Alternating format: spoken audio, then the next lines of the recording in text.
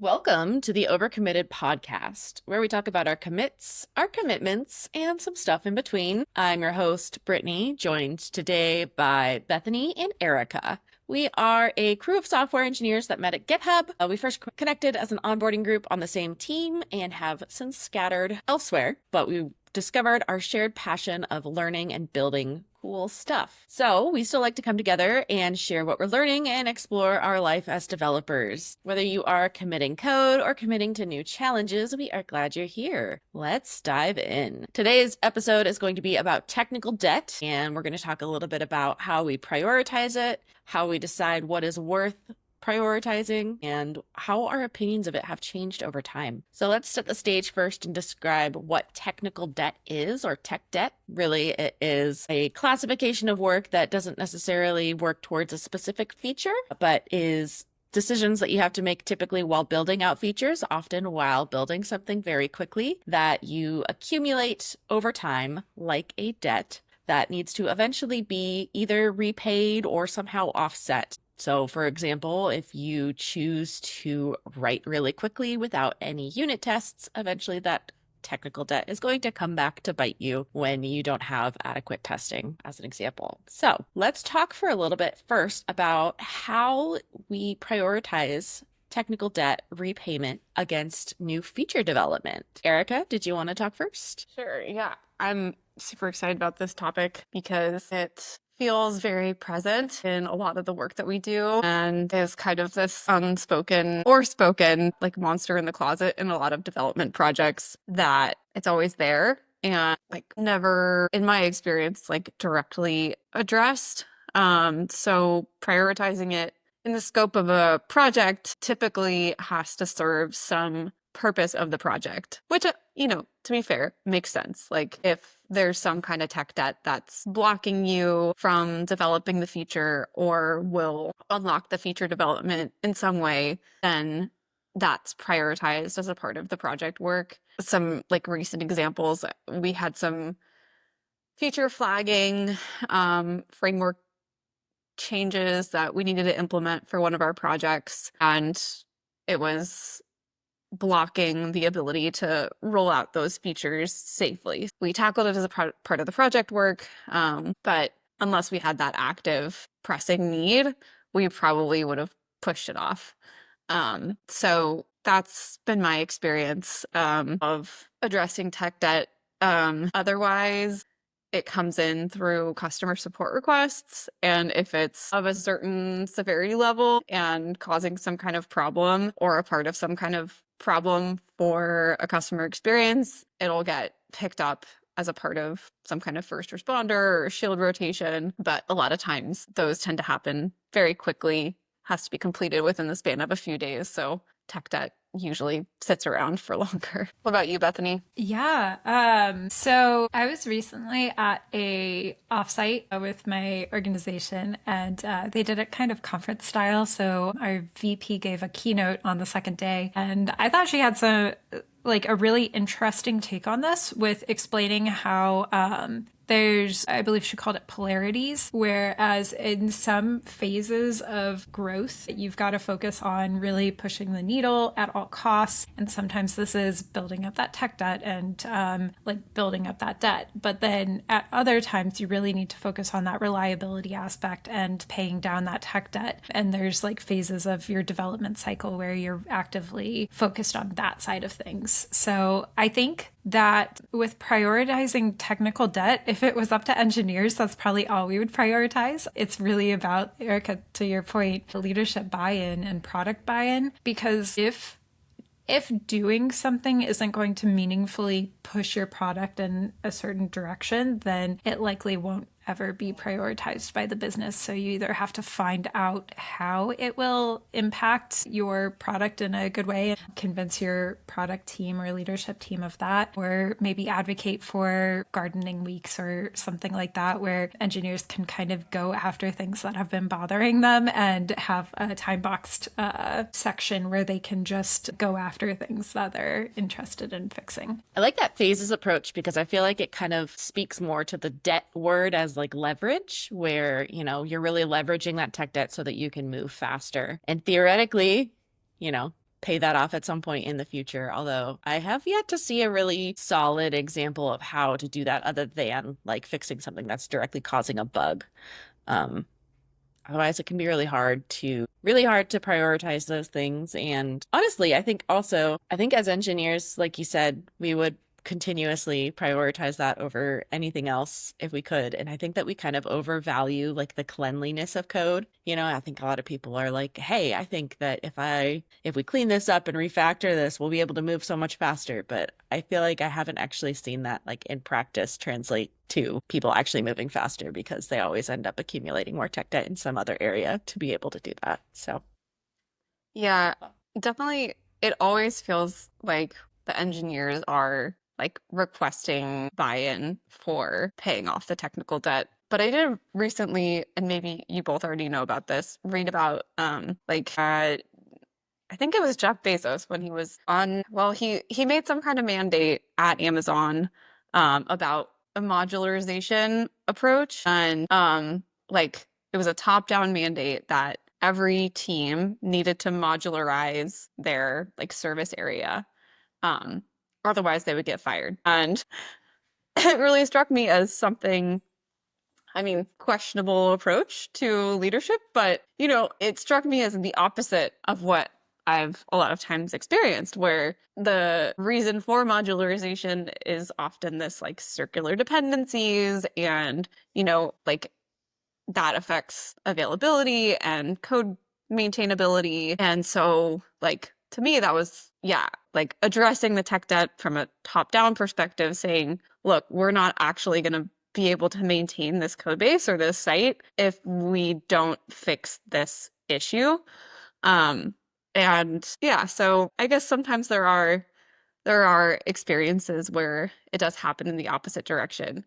But it has to be serving a higher purpose, site availability, or, you know, maintainability over the longer term. that's really interesting. I've never heard of a mandate from a CEO at that level for something like that. And I think there's probably value there for having everybody pushing in one direction. I think in a lot of the roles that I've worked in, a lot of people are a little bit afraid to tell engineers how to solve a problem. And sometimes I think having a little bit more direction that the entire, company is focused towards isn't probably a bad thing. Like everything in software, it depends. What approaches have you found effective for preventing tech debt instead of just paying it off? Is there a way that you can just not accumulate this in the first place? So, product managers, close your ears for just a second.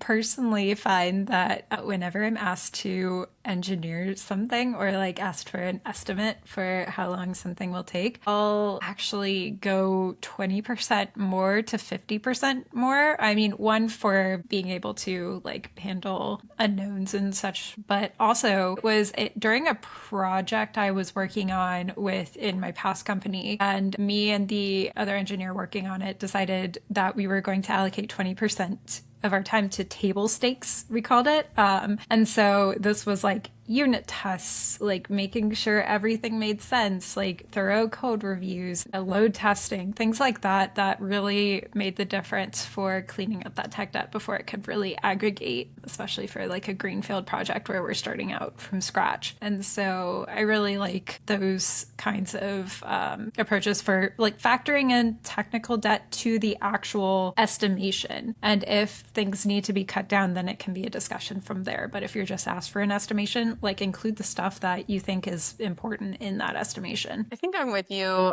I'm terrible at adding estimations or adding on to estimations. Because I always get nervous that somebody's gonna like question me, even though I don't think anyone ever has. But yeah, I think sort of what we've been saying, like I also like the idea that like maybe the better approach is not introduce any tech debt, but like minimize the amount that you introduce with the understanding that like if you have a little bit of tech debt that you carry over into the next project, you can find time to address it. Because, yeah, the only way I've ever found it not introduce any tech debt is to not write any code or move at such a slow pace that nothing ever gets really completed. Yeah, I totally agree. I think like tech debt is the most effective when you are intentionally choosing to take on that tech debt. So, I mean, similar with real debt. There's good debt and bad debt. Bad debt tends to be the unexpected debt that comes, and then good debt is things that like build your credit score, or like buying a house or something that brings you value. You get a house in exchange for debt, I guess. But so I think the same goes for software. That flagging tech debt as it's happening, saying, okay, make sure we're all aligned. We are choosing to not do this in favor of going fast or getting to market sooner or XYZ, and making sure there's buy-in across all product and design and whatnot on that decision, because it should be explicit what the trade-offs are. I like that. Have you, switching gears a little bit, have you ever inherited a code base with significant technical debt that you didn't create? And how did you go about approaching that? Rewrite the service. I know. I think whenever you inherit a code base and it is nearly impossible to work in without having the context of the people who initially built it, all code serves a purpose, and even if it's messy or has a lot of tech debt, it got you this far. But if the choice is that you inherit that code base and you cannot properly operate in it, then sometimes it's just easier starting from scratch rather than trying to get all that context back, or clean up all that tech debt that you're not even aware of, or that you know of. Yeah, I think I've been pretty lucky. Like, I haven't necessarily worked in too many code bases that are geriatric and unwieldy. So yeah, I feel like I've like read about this of like how to how to address tech debt, and like sort of the guidance is like start somewhere. Yeah, like you can't fix everything all at once, but like make meaningful changes where you have to work, and then like eventually you'll pay off the debt. Yeah. But thankfully, I haven't had too many experiences personally working that way. How about you, Brittany? The name geriatric code bases. I think I'm going to use that from now on. I love that. Yeah, this also doesn't happen very often for me. I think the case where this is probably going to come up is if you are inheriting a code base that isn't like actively being worked on, because most of the things that are actively being worked on are things that, people are using regularly. And I don't know. I have strong opinions. Kind of gets to the next question. I have strong opinions about rewrites in general that continuously get stronger over time. And I feel like I've never been a part of one that was like truly successful, in the sense that, net we saved more time than we would have spent trying to slowly refactor this code base and get it into a spot where we can like add all the new features that we want.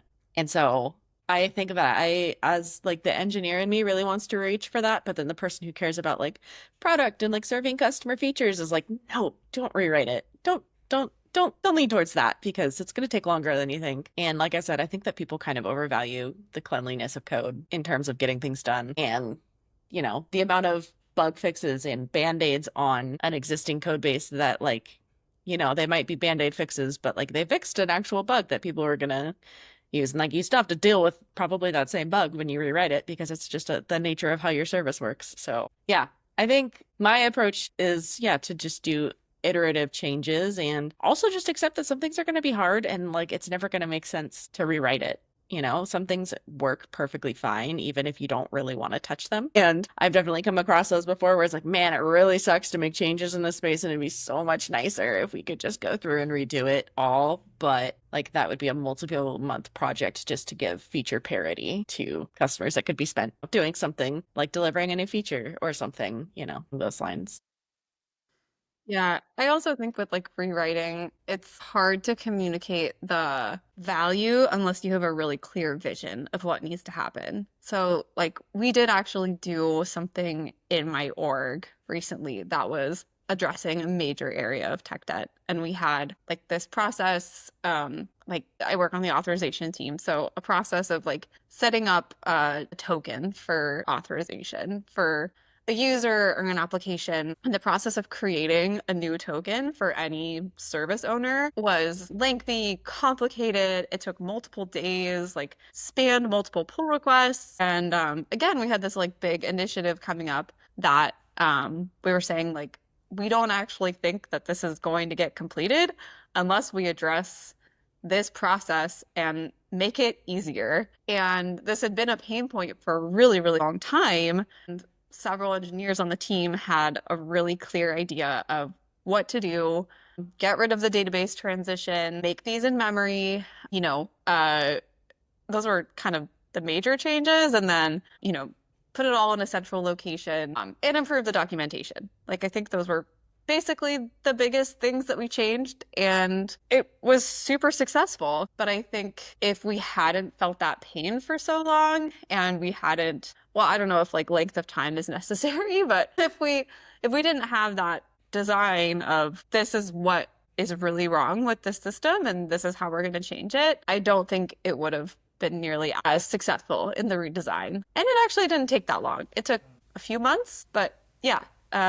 So I agree with you that like sometimes it's better to rewrite it, start from scratch, but I think only if you know you're going to make it better and like how you're going to track like what is going to be better about it. In this case, it was like time to create a token. I really love that, like making sure you have data on what specifically you are looking to improve or what you're looking to do. To, I guess, go back to the house analogy or like even a car analogy, like if your car has enough damage that it's not worth it to fix it, you buy a new car. You don't continue trying to fix a car that it's just not worth it to fix. Same with a house. Sometimes there's so many changes that you want to make to the house that it just is worthwhile to rebuild it from the ground up. Sometimes you do that, but a lot of times you also don't want to do that. You want to just make smaller changes. So it very much depends. And I agree that people do reach for rebuilds a little too much or think, oh, this will solve all our problems, when in fact it's just going to create a class of new problems. But if you are very aligned on what you're trying to fix and what your goals are, I think it can be very successful and very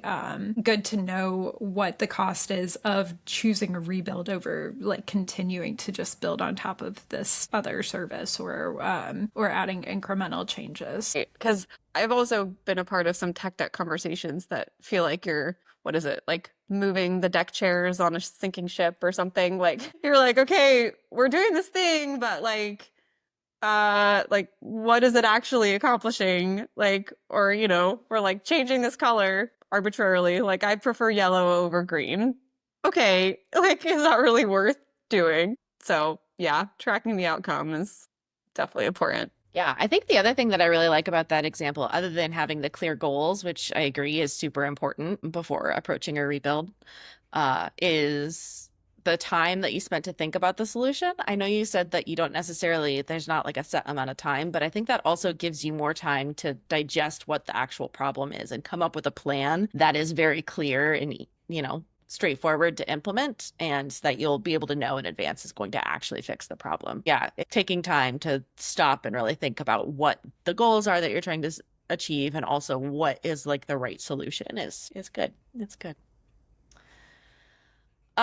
We are approaching time, so I would like to ask if there are any other hot takes or changes that you've had over your career when it comes to thinking about technical debt. Is there anything that you think, is really key? I think one thing that comes to my mind is I think that tech debt is probably the most exciting area when it comes to AI agents right now, where I think that that's going to get me a lot more excited to try out AI agents. And I'm, if I can have it address tech debt, I think that that's something that I'm pretty excited about and actively looking into. Any other thoughts on the future or how tech debt is changing over time? Mine would be that I guess when I was starting my career, I very much interpreted tech debt as only technical improvements or like technical setbacks. So like not including tests or having a monolith, which is a bad example, but was an example from a past job. But I think there's also another level of tech debt in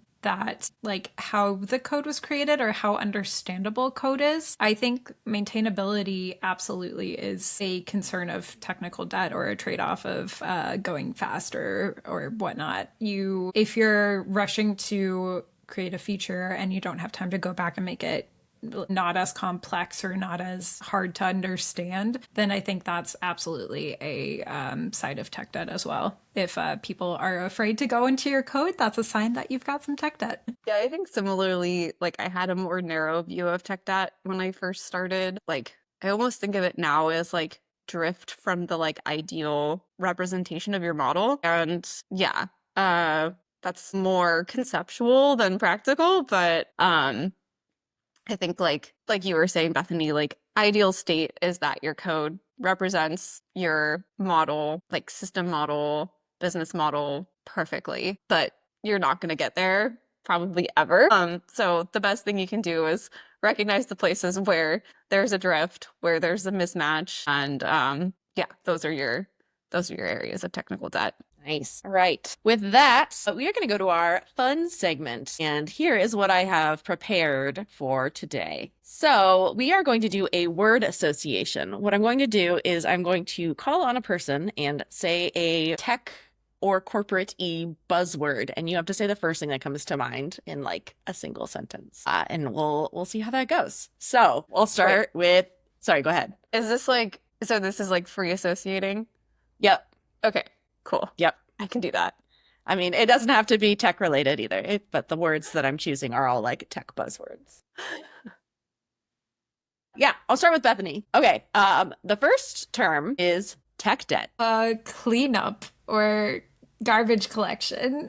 Yeah. I like that. I like the term garbage collection applied to tech debt, actually. I feel I used to listen to Go Time all the time. RIP. I still wish it was here. But there was an episode where they were talking about tech debt, and they were like, some people just loved working on tech debt only, and should be like some people love being garbage collectors and stuff. And it's like, interesting association there. But Yeah, it's like a garbage collector for your projects. yeah, valuable position, and some people do just True. love it. All right, Erica, your word is center. You don't even need to say a word, just the face was enough. Saying it all. Like corporate. I've never heard anyone use that word in like a personal really? context. It's always been like some gross, like, sorry, corporate like buzz speak to be like enhancing synergy. Yeah, I feel like it's along the same lines as like flywheel. I feel like you only hear that in. Okay, Bethany, blockchain. Meme coins, I would say. It's so unfortunate. Blockchain's a very good technology that got so abused. I agree. Erica, cloud computing. Expansive? Yeah. Like I feel like the cloud's a super cool development in computer technology that like really unlocked a lot of potential. Yeah, I agree. Bethany, AI. Google I/O. Do y'all remember that like a video of Sundar Pichai that was like AI? No, actually I do. Yeah, somebody cut together all the different times in their keynote that they said the word AI. Yeah, it was all that, which is sad. I work on an AI product, but that's still what I think about that meme. It's so funny. Erica, pair programming. Ooh, rubber ducky. I like it. Bethany, here's the last one. Design. Not something I do a lot. I'm a back end, so I guess it's more like architecture than is my design process than like UI UX designers. But I am taking that design course, and I'm learning. Ooh. Yes, That's awesome. Nice. All right. Well, thank you so much for tuning in to Overcommitted. If you like what you hear, please do follow, subscribe, or whatever it is that you do on your podcast app of choice. I know they're all different. Check us out on Blue Sky, and most of all, share with your friends. Until next week, thanks for joining us and stay committed.